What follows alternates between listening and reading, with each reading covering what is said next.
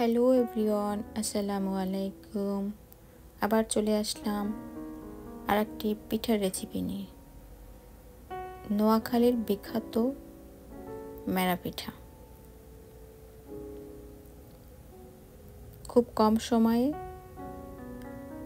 অল্প খরচে দারুণ মজাদার একটা পিঠা। তাহলে চলুন দেখে আসি কি কি লাগছে পিঠাটা তৈরি করতে। প্রথমে আমি নিয়ে নিচ্ছি পানি। এখন এখানে দিয়ে দিলাম পাটালি গুড়। খেজুরের গুড় দিয়ে বানালে অনেক মজা হয়, দেখতে আরো সুন্দর লাগে। চিনি দিয়েও তৈরি করা যায়। তো এখানে আমি দিয়ে দিচ্ছি দারচিনি, এলাচি, তেজপাতা।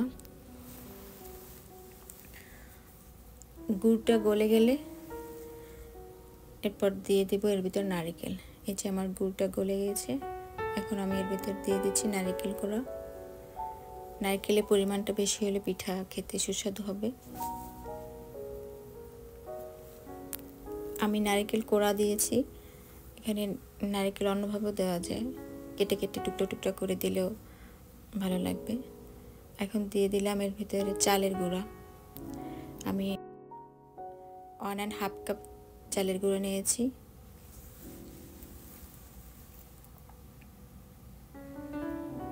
এই 1.5 কাপ পিঠা চালের গুঁড়ো দিয়ে 20 থেকে 25টা পিঠা তৈরি হবে।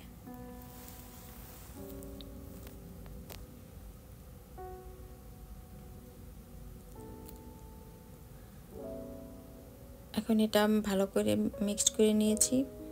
ভালো একটা আটা তৈরি করে নিতে হবে।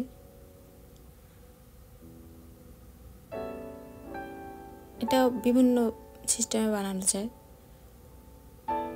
এভাবে আটা সিদ্ধ না করেও বানানো যায়। গরম পানি দিয়ে, নারকেল দিয়ে, গুড় দিয়ে মিক্সড করে বানানো যায়।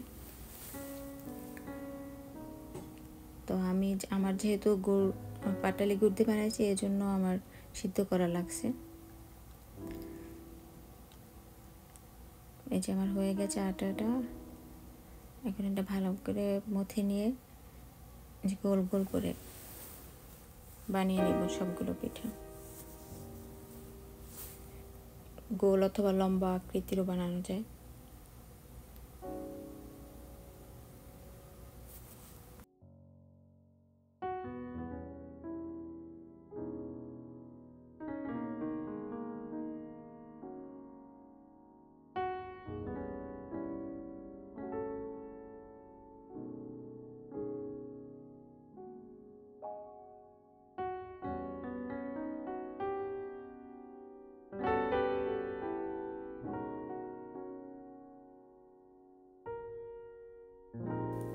এই যে হয়ে গেছে আমার সবগুলো পিঠা বানানো। এখন আমি চলে যাচ্ছি পিঠাটা ভাপ করতে। একটা স্ট্রেনারে করে এই পিঠাগুলো ভাপে দেব।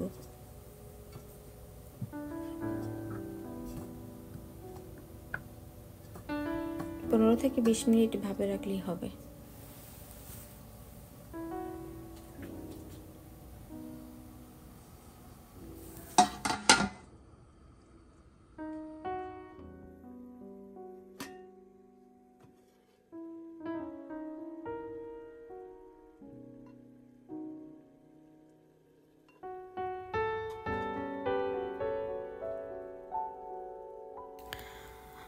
ফিরে আসছি 20 মিনিট পরে।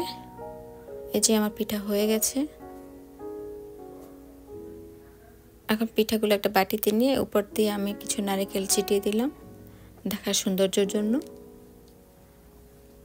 খেতেও ভালো লাগবে। এতক্ষণ সাথে থাকার জন্য সবাইকে অনেক অনেক ধন্যবাদ। আবার আসবো নেক্সট কোনো ভিডিও নিয়ে। ততদিন সবাই ভালো থাকুন, সুস্থ থাকুন। আল্লাহ হাফেজ। Thank you.